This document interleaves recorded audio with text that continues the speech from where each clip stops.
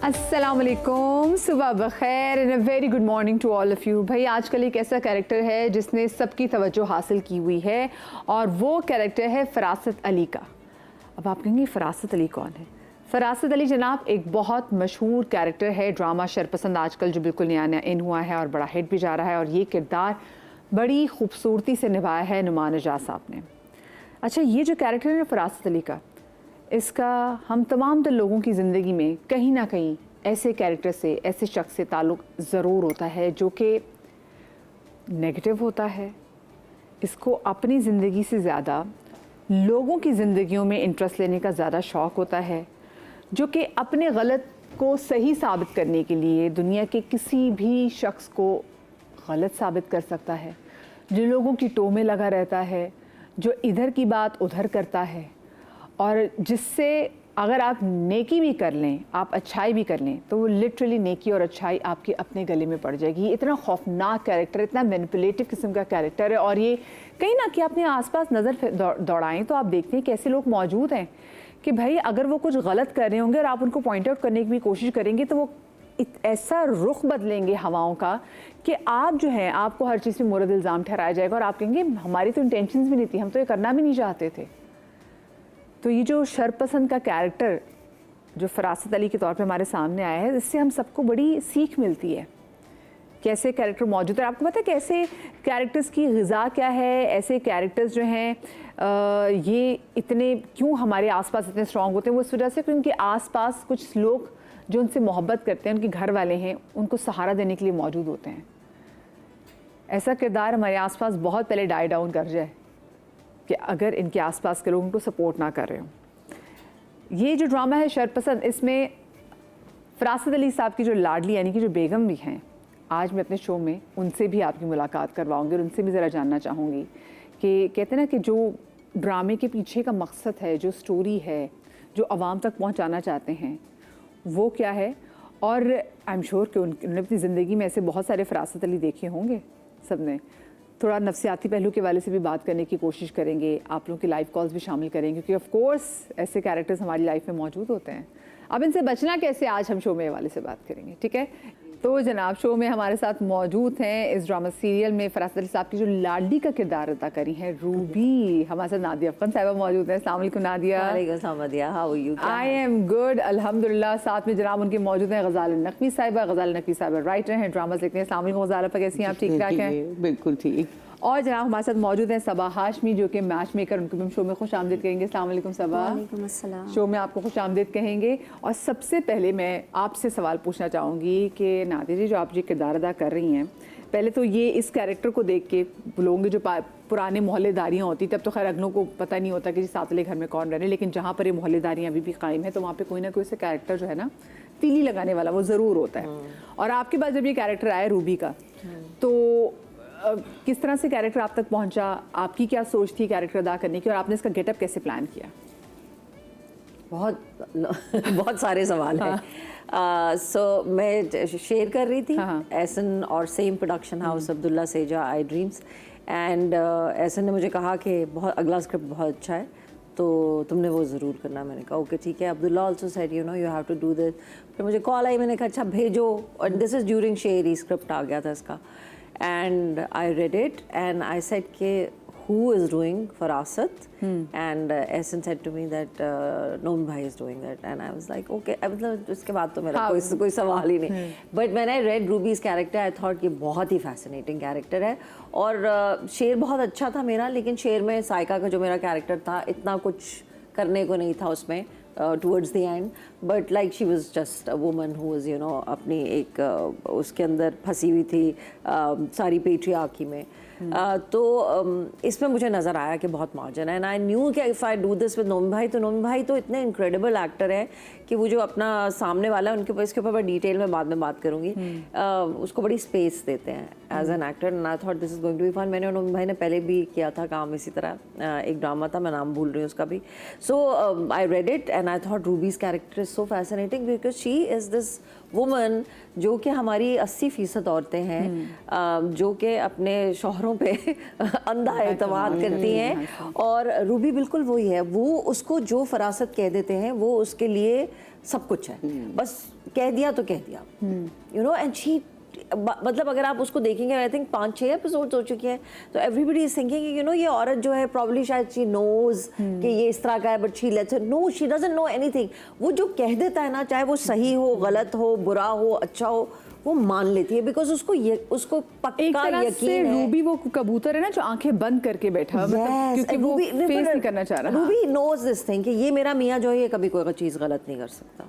And this is also something ना जो कि बहुत सारे हम लोग मेजरली हमारे माशरे में ख़वातीन के बच्चियों के जहनों में ये बात डाल दी जाती है, अब्बा ने जो कह दिया, भाई ने जो कह दिया, मियाँ ने जो कह दिया, बस यही है, इसके अलावा आपने नहीं हिलना। तो so Ruby is like that, so I thought it was so much fun. मैं तो बस फॉलो करती हूँ कि अच्छा जो स्क्रिप्ट है, और फिर नोमी भाई और मैंने बहुत सारी चीज़ें ऐड भी की, नोमी भाई बता दो ये भी कर ले, वो भी कर ले, वो मैं भी करूँगी बात, but it was amazing. I just loved it. I love working with I dreams, I love working with Ehsan. मैंने वैसे एक चीज़ नोट भी की है कि अब वो ड्रामा जिसमें आपके मियाँ जो है कुछ नुमान नामी शख्स अदा कर रहा है मियाँ, वो ड्रामा बड़ा हिट होता है, चाहे वो नुमान इजाज हो, चाहे वो नुमान मसूद। बस फिर वो अभी एक और आ रहा है नुमान मसूद के साथ। अच्छा, एक आगे नोमी भाई के साथ एक और आ रहा है, ये नुमान इजाज के साथ नहीं, नुमान मसूद के साथ एक और जबरदस्त और पाइपलाइन में जबरदस्त बात है। अच्छा, ये जो कैरेक्टर जिनकी क्रिएशन है वो राइटर इस वक्त हमारे साथ टेलीफोन लाइन पर मौजूद भी, जरा मैं उनसे भी जानूं कि भाई उन्होंने किनसे इंस्पायर होकर कैरेक्टर रखा।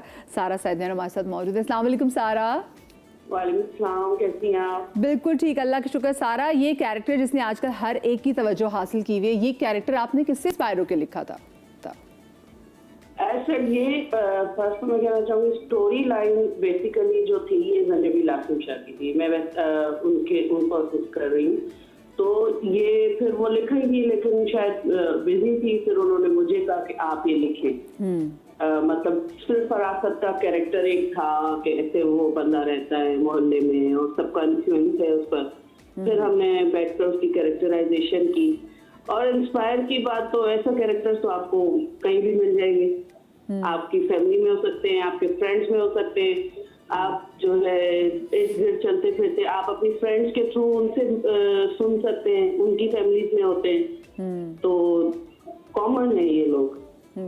तो सारा, आपने अपने शो में सिर्फ शरपसंद की शरपसंदी दिखाई है, या फिर इस ड्रामे में आगे ये भी देखेंगे कि बच्चा कैसे जा सकता है? क्योंकि ऑफ कोर्स जैसे आपने बात की, ऐसे लोग हमारे आसपास भरपूर हैं और हमें एट टाइम समझ में नहीं आ रहा होता कि हमने इनसे बचना कैसे है।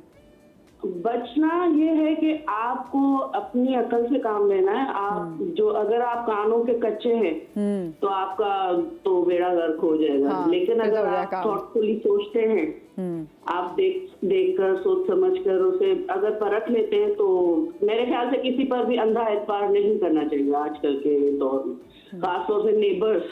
अगर वो आपका कोई रिश्तेदार भी नहीं है, आपका फ्रेंड भी नहीं है, सिर्फ आप एक जगह पर एक साथ रह रहे हैं, फिर भी आप उस बंदे का आप पर इन्फ्लुएंस है, तो आपको मेरे ख्याल से कुछ सोचना चाहिए उसकी बात पर अमल करने से पहले। वो भी जब डायरेक्टली आपके घर पर वो बात इन्फ्लुएंस कर रही है, आपके घर पर असरअंदाज हो रही है, इसकी वजह से मुख्तलिफ प्रॉब्लम्स भी हो रहे हैं, जैसे कि आप देख रही हैं, आहिस्ता आहिस्ता वो और ज्यादा क्रिएट होंगे उसमें, यानी कि भी आगे मजीद टेंशन आनी ड्रामे में। तो अभी तो स्टार्ट है ना, टेंशन तो आई कहाँ है अभी, टेंशन तो ऐसे कैरेक्टर तो खुद एक टेंशन। अस्सलाम सारा। तो अभी वालेकुम सलाम, नादिया कैसी हैं आप? मैं ठीक हूँ। मैं सिर्फ आपकी, सॉरी मैं आपकी बात काट रही, माजरत, मैं सिर्फ ये बताना चाह रही थी कि आई थिंक जवाब साथ साथ मिल रहे हैं। This is the thing, the good thing about the script, जो अच्छी बात है। जैसे कि पहला जवाब के बचना कैसे, बचना ऐसे कि मुंह तोड़ जवाब देना है, जो कि हीरा मानी के कैरेक्टर ने, शाज़मीन ने दे दिया है। मतलब आज तक फरासत के आगे कोई खड़ा नहीं हुआ और उसने गली में खड़े होकर उसको बता दिया अच्छी तरह कि नहीं, मैं ये बर्दाश्त नहीं करूंगी। बाकी को साथ वाली जो नेबर है, जो हरीम कैरेक्टर प्ले कर रही है, वो भी। सो आई थिंक इसी तरह बचना है कि आप, कि मैं जब देखूंगी ऐसी कोई बात, मैं परखूंगी, मुझे फील होगा तो मैं डिसीजन लूंगी, उससे पहले मैं लोगों की सुनी सुनाई पर अमल नहीं करूंगी।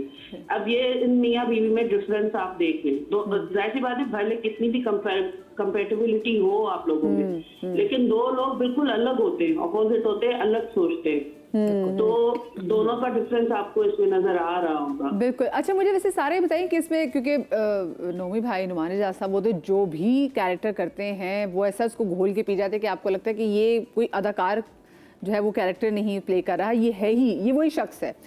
और इसमें जो खास उनके है कि इनकी आँख झपकती है, या वो कहते हैं पंजाबी में भड़कती है, या उनकी झपकती है, तो ये आपने ऐड किया था उसमें या फिर ये नोमी भाई का अपना था इनपुट? ये उनका अपना है। बहुत सारी चीज़ें। अच्छा, चले ठीक है, बहुत शुक्रिया जी। सारा सैदिन हमारे साथ मौजूद थी।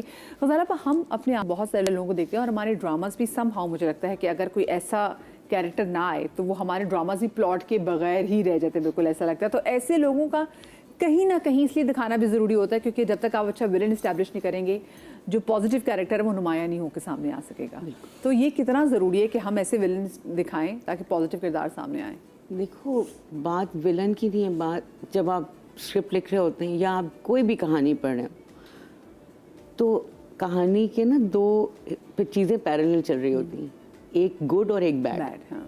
ठीक है, तो उसको तुम विलन कह लो अगर कैरेक्टर है, और अगर टॉपिक है तो गुड और बैड कह लो। तो ये जो इविलनेस दिखाई है ना, ये मेरा ख्याल है दुनिया के हर माशरे में है। जहाँ हम कहते हैं ना वेस्ट तो बहुत भाई बड़े लिबरल हैं वो, या उनके बहुत आज़ादी है। स्टिग्मेटाइज करना ना औरत को या किसी को भी, वो ये साइकी है, ये इंसान की साइकी, वो कहीं भी किसी को भी कर देगा और करता चला आ रहा है। हमारे यहाँ सबसे आसान ये है कि आप किसी औरत के बारे में कोई बात करते हैं ना, कोई सेकंड थॉट पे नहीं जाता। मर्द को अगर आप ये कहेंगे ना कि भाई वो लगते हैं, वो ऐसे हैं नहीं, वो तो बहुत मतलब यूं हैं फलां, 4 में से एक आदमी कहेगा नहीं यार यकीन नहीं आ रहा है, ऐसा हो नहीं सकता।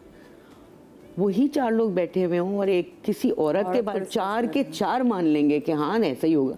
बिल्कुल सही कह रही हैं। कोई ना सेकंड थॉट देगा ही नहीं। ये जो एक माइंडसेट है ना, इसको चैलेंज करता है ये ड्रामा। आपने बिल्कुल से बात की ग़ज़ाल आपा, जैसे मैं नादिया आपसे भी पूछना चाहूँगी कि देखिए जैसे बात है कि एक खातून पे इल्ज़ाम तराशी जब की जाती है, स्पेसिफिकली अगर वो औरत नौकरी करती हो, घर से बाहर निकल के काम करती हो, या फिर वो तन्हा रहती हो, वो अकेली हो, उसकी शादी न हुई हो, तो लोग वाकई जैसे ग़ज़ाल आपा ने बात की, लोग ऐसे कोई इल्ज़ाम उन पे लगाए थे तो लोग उन पे ज़्यादा यूनिवर्सिटी जाती हो, सिर्फ घर से बाहर निकलती हो, सिर्फ नौकरी करना नहीं है।